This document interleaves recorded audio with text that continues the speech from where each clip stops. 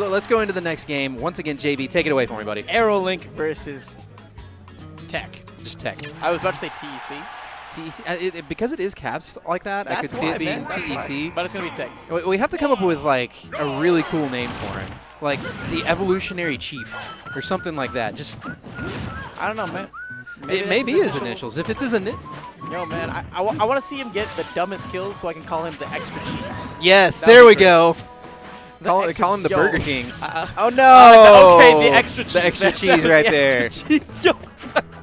Coming out with a Whopper. Oh, I hate you. I'm not sorry. I know you're not. Good down throw to back air from AeroLink. Believe it or not, down throw to back air is a little bit on the technically challenging side because you have to do a reverse aerial rush on the back air. And that requires you to dash forward, flick the stick, and then jump and continue, and then move your stick back in the direction you started from. And so it's not hard. It's not super difficult, but it's one of those things that it's very easy to flub, you know? And so seeing some of the players out here just immediately convert, like I've seen Larry do that like 9 or 10 times today just without any effort at all. And so the level of consistency with that is alarming. Oh, yeah. You got to be able to push those buttons at the right time. Ooh. Super speed? Huh. I haven't seen the super speed. I haven't heard the super speed. Forward air is carrying him off stage. There's the super speed. He like used it on stage. I don't know enough about the way that works. So now we've got AeroLink with a pretty sizable advantage here. He is one of the better players out here. I have not actually seen a TEC out at any of our events before. Yeah, TEC. But he seems, TEC. He seems like a pretty nice guy. I've talked to him a couple times today, actually. Okay, this Down could be throw. it right there. Holy hoo-ha. Holy hoo-ha.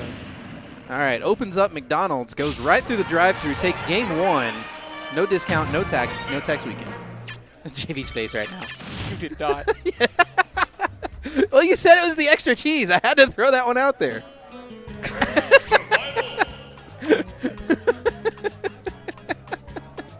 But why a McDonald's?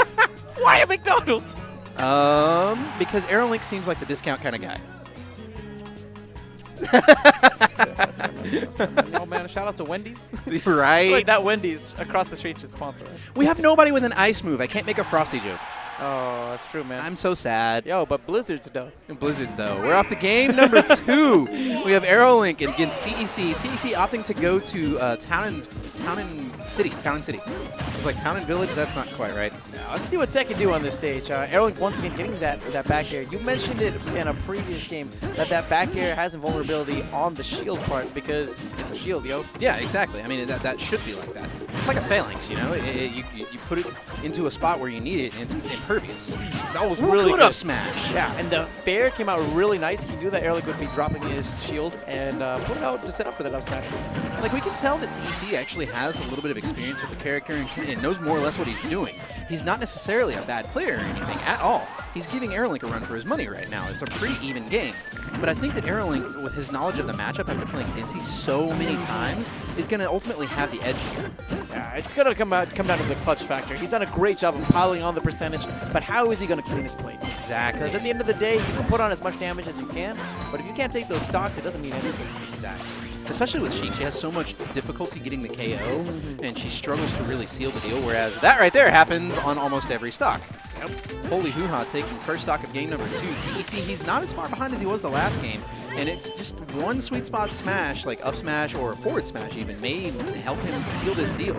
The bouncing fish won't seal it, but just a few more %. He's looking at a good window to seal this stock. Let's see what TEC can do. He tried to go for the bouncing fish after that.